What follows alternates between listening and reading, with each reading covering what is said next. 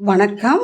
இந்த வீடியோவில் நம்ம பார்க்க போகிறது எல்லாருக்கும் ரொம்ப ஃபேவரட்டாக பிடிச்ச எக்கு ஃப்ரைட் ரைஸ் தாங்க. இனிமேல் கடைகளுக்கே போக மாட்டீங்க, அதுக்கு நான் கேரண்டி. அவ்வளோ டேஸ்டியாக வீட்டிலையே சிம்பிளாக வீட்டில் இருக்க பொருட்களை வச்சு செஞ்சிடலாங்க. இதில் கடைசியாக ஒரு பொருள் சேர்க்குறோம், அதுதான் இந்த கடைகளில் கிடைக்கிற அந்த டேஸ்ட்டையே கொடுக்கறது. இதில் எந்த அஜினோமோட்டோவும் கிடையாது, சாஸ் எதுவுமே இல்லாமல் வீட்டில் இருக்க காய்கறிகளை வச்சு நம்ம இதில் முட்டை சேர்த்து செய்கிறதுனால ரொம்பவே ஆரோக்கியமானதுங்க. வீட்டில் செய்யும்போது ஹைஜீனிக்காகவும் இருக்கும். இந்த குழந்தைங்க ரொம்ப விரும்புகிறது பார்த்திங்கன்னா ஃப்ரைட் ரைஸ் தான். அதை நம்ம வீட்டில் விதம் விதமாக செஞ்சு கொடுக்கலாங்க. அவ்வளோ சிம்பிள். எப்படி செய்யணும்னு பார்த்துடலாமா? அதுக்கு முன்னாடி நம்ம சேனலுக்கு நீங்கள் இப்போ தான் முதல் முறையாக வர்றீங்க அப்படின்னா மறக்காமல் சப்ஸ்கிரைப் பண்ணிக்கோங்க. வீடியோவுக்கு எல்லாருமே மறக்காமல் ஒரு லைக் கொடுத்துருங்க. ரொம்ப பிடிச்சதுன்னா ஹைப்புன்னு ஒரு ஆப்ஷன் இருக்குல்ல, அது ஒரு ஹைப்பு கொடுங்க. இந்த சாப்பாடு பாருங்கள், நான் சாப்பாட்டு ரைஸில் தான் வச்சுருக்கேன். எவ்வளோ பொலன்னு உதிரி உதிரியாக அப்படியே நிறைய காய்கறிகளோடு இருக்குன்னு அவ்வளோ டேஸ்டியாக இருக்குங்க. வீடியோ ஸ்கிப் பண்ணாமல் பாருங்கள். வாங்க, தேவையான பொருட்கள் என்னென்னு பார்த்துடலாம்.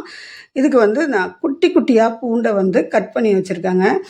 ஒரு 3 கட்டி பூண்டு எடுத்து நான் கட் பண்ணி வச்சுருக்கேன். இதுக்கு நல்ல ஃப்ளேவரை கொடுக்குறதே நமக்கு இந்த பூண்டு தான். எதை எப்போ சேர்க்கணும்னு வீடியோ ஸ்கிப் பண்ணாமல் பாருங்கள், அப்போ தான் தெரியும். 4 முட்டைங்க.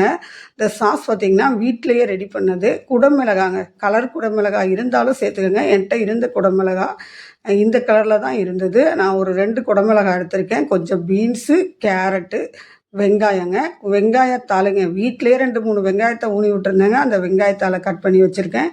கொஞ்சமாக சிறிதாக நறுக்குன துண்டுங்க. மசாலா பொடி பார்த்திங்கன்னா மிளகுத்தூள், நம்ம வீட்டு ஸ்டைலில் செய்ய போகிறதுனால கொஞ்சம் மஞ்சத்தூள், மிளகாய்த்தூள், கரம் மசாலா இதை எடுத்து வச்சுருக்கேங்க. கடைகளில் பார்த்திங்கன்னா நிறைய மிளகாத்தூளை தான் கொட்டி விடுவாங்க. நம்ம கொஞ்சம் கரம் மசாலாவும் மிளகாய்த்தூளும் மஞ்சத்தூளும் சேர்த்துக்கலாங்க. ஃபஸ்ட்டு இந்த முட்டை இருக்குல்ல, அதை பொரித்து எடுத்து வச்சிட்டோம்னா கவுச்சி சுமலை எதுவுமே இல்லாமல் சூப்பராக இருக்குங்க. அதனால் ஃபஸ்ட்டு முட்டையை கொஞ்சமாக பெப்பர் தூளும் உப்பும் மஞ்சத்தூள் போட்டு தனியாக பொரித்து எடுத்து வச்சுருங்க. ரொம்ப சிம்பிளாக ஈஸியாக இருக்கும். இப்படி பொரித்து வச்சுட்டிங்கன்னா சமைக்க தெரியாத குழந்தைங்க கூட செஞ்சிடலாங்க. அடுத்தது ஃப்ரைட் ரைஸ்க்கு தேவையான அளவு எண்ணெய்ங்க. எண்ணெய் கொஞ்சம் கூடுதலாக ஊற்றிக்கோங்க. ஏன்னா இதில் நம்ம வேறு எதுவும் ப்ரிசர்வேட்டிவெல்லாம் சேர்க்க போகிறதில்ல. கொஞ்சம் சலசலப்பு வேணும்னா இந்த எண்ணெய் கொஞ்சம் கூடுதலாக ஊற்றிக்கோங்க. இந்த சாஸ் நான் வீட்டில் தான் செஞ்சேன், தக்காளி சாஸு. அதை எப்படி செஞ்சேன்னு நான் உங்களுக்கு சொல்கிறேன். இப்போ ஃபஸ்ட்டு என்ன பொருள் சேர்க்கலான்னு பார்க்கலாமா? ஃபஸ்ட்டு எடுத்தோடனே எண்ணெய் காஞ்சதும் பூண்டை தாங்க போடணும். பூண்டு எதுக்காக போடுறோம்னா பூண்டோட ஃப்ளேவர் ரொம்ப ரொம்ப ரொம்ப நல்லா இருக்குங்க. இந்த ஃப்ரைட் ரைஸை எடுத்து கொடுக்குற ஃப்ளேவர்னால் லாஸ்ட்டாக நம்ம ஒரு பொருள் சேர்ப்போம், அதுவும் இந்த பூண்டு தாங்க. இதை போட்டு நல்லா பொரிய விட்டுருங்க. இந்த எண்ணெயில் இந்த பூண்டோட எசல்ஸ் எல்லாம் இறங்கணும். அப்போ தாங்க ஊரே கூப்பிட்ற அளவுக்கு ஒரு வாசனை வரும். நல்ல ஃப்ளேவருங்க. பூண்டு எண்ணெயில் இறக்குனதும் நல்ல வாசனை. அப்புறம் குட்டி குட்டியாக நறுக்குன்னு இஞ்சியும் நான் சேர்த்துருக்கேங்க. உங்கள் குழந்தை காரசாரமாக சாப்பிடும் அப்படின்னு நினச்சிங்கன்னா பச்சை மிளகாய் கூட ஒரு 5-6 நறுக்கி போட்டுக்கோங்க. இப்போ நான் பெரிய வெங்காயத்தையும் போட்டுட்டேங்க. இது வெங்காயம் ரொம்ப வதங்க வேண்டியதில்லை, லைட்டாக வதங்கினா போதும். பூண்டு மட்டும் நல்லா வதங்கணுங்க. லைட்டாக கொஞ்சம் உப்பு போட்டுட்டேன். இப்போ மசாலாங்க, கரம் மசாலா, மஞ்சத்தூள், மிளகாய்த்தூள். அதுக்கப்புறம் நம்ம எடுத்து வச்சுருக்க காய்கறிகள் கேரட்டு, பீன்ஸு இதுதான் நான் எடுத்திருக்கேன். உங்கள்கிட்ட முட்டைக்கோஸ், காலிஃப்ளவர் இருந்தாலும் சேர்த்துக்கோங்க, ரொம்ப நல்லாயிருக்கும். நம்ம வீட்டில் இந்த 2 காய் தாங்க இருந்தது, அதனால் இதை சேர்த்துருக்கேன். நான் ஒரு 3 நபர் சாப்பிட்ற அளவுக்கு செய்கிறேங்க.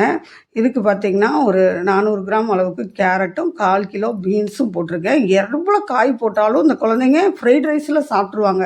அதனால் முடிஞ்ச அளவுக்கு காய்கறிகளை குட்டி குட்டியாக நறுக்கி நிறைய ஆட் பண்ணிடுங்க. இதுவும் கொஞ்சம் உப்பு போட்டுக்கலாங்க. இதுக்கு தண்ணி எதுவும் ஊற்றிடாதீங்க. இது நல்லா க்ரன்ச்சினஸோடு இருக்கணும். அதை சாப்பிடும்போது நறுக்குன்னு இருந்தால் தாங்க நல்லாயிருக்கும் ஃப்ரைட் ரைஸில். அதுக்காக லைட்டாக வதக்கி விடுங்க. நம்ம கேரட்டு அவ்வளோவா குக் ஆக வேண்டியதில்லை. இந்த பீன்ஸ் கொஞ்சம் பாதியாக குக் ஆகிற அளவுக்கு நீங்கள் வணக்குங்க.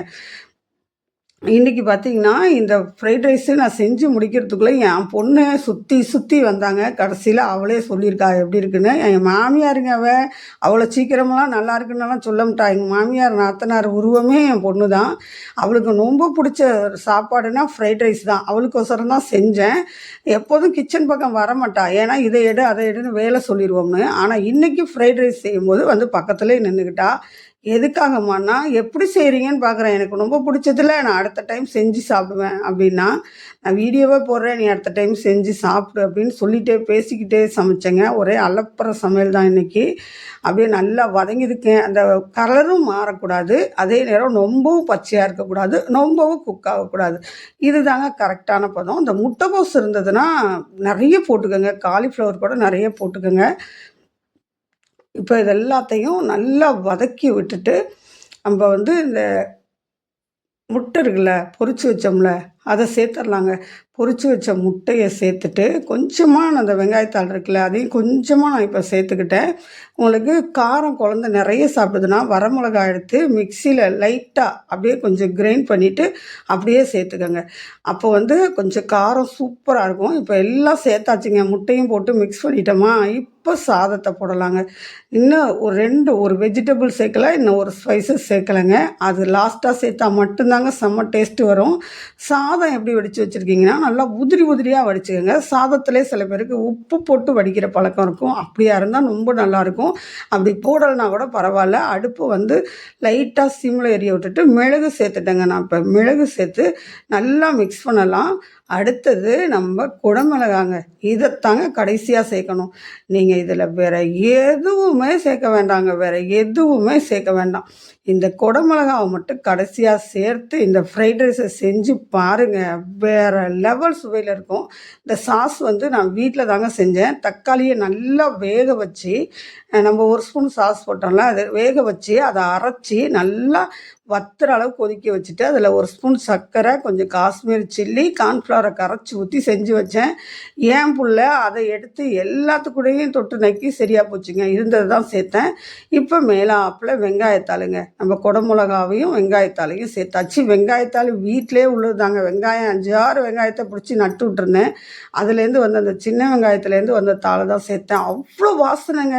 அப்படியே என்ன சொல்கிறது, சட்டி கொஞ்ச நேரத்தில் காலி ஆயிடுச்சு. எங்கள் வீட்டில் எங்கள் பாப்பா இத்தினூண்டு தான் சாப்பிடுவா. எப்போதுமே அவளுக்கு ஃப்ரைட் ரைஸ் மோகம் இருக்கும், ஆனால் நான் வாங்கி கொடுக்க மாட்டேங்க கடையில். ஏன்னா அதில் அஜினோமோட்டோலாம் சேர்ப்பாங்க, நிறைய சாஸ் ஊற்றுவாங்கன்னு பயந்துக்கிட்டு வாங்கி கொடுக்கறதில்ல. ஆனால் இன்றைக்கி வீட்டில் செஞ்சு கொடுத்தோன்னே, அம்மா இன்றைக்கி இன்னும் வாரத்தில் 3-4 நாள் செஞ்சு கொடுமான்ட்டா. அந்தளவுக்கு டேஸ்ட்டு சூப்பராக இருந்ததுங்க. நான் 4 முட்டை போட்டேன், 3 நபர் சாப்பிட்ற சாதத்துக்கு. நீங்கள் முட்டை நிறையவும் போடலாம், கம்மியாகவும் போடலாம். ஆனால் அந்த காய்கறிகளை நிறைய போட்டிருக்கேன். அந்த காய்கறி சாப்பிடாத குழந்தைங்களுக்கு இந்த ஃப்ரைட் ரைஸ் ரொம்ப பிடிக்கும்னா உங்களுக்கு சூப்பரான ஐடியாங்க. அடிக்கடி ஃப்ரைட் ரைஸை வீட்டில் செஞ்சு கொடுங்க. ரொம்ப ஹைஜீனிக்காகவும் இருக்கும், ஹெல்த்தியாகவும் இருக்கும், காய் சாப்பிட்ட மாதிரி இருக்கும். பாருங்கள் எந்த அளவுக்கு பொலன்னு இருக்குன்னு. வீடியோ முழுசாக பார்த்த எல்லாருக்குமே தேங்க்யூங்க. இப்போ வந்து என் மக தான் பேச போகிறா. பாருங்கள், வாயாடி என் மாமியார் ரிவ்யூ கொடுக்குறா. கடையில் சாப்பிட்ற மாதிரி. தேங்க்யூங்க. அவள் வந்து ரொம்ப ரசித்து சாப்பிட்ற ஒரு ரசனையாளர். அவ்வளோ சீக்கிரம் எதையும் நல்லா இருக்குன்னு சொல்ல மாட்டா. ஓகே, நன்றிங்க, பாய். ஓகே.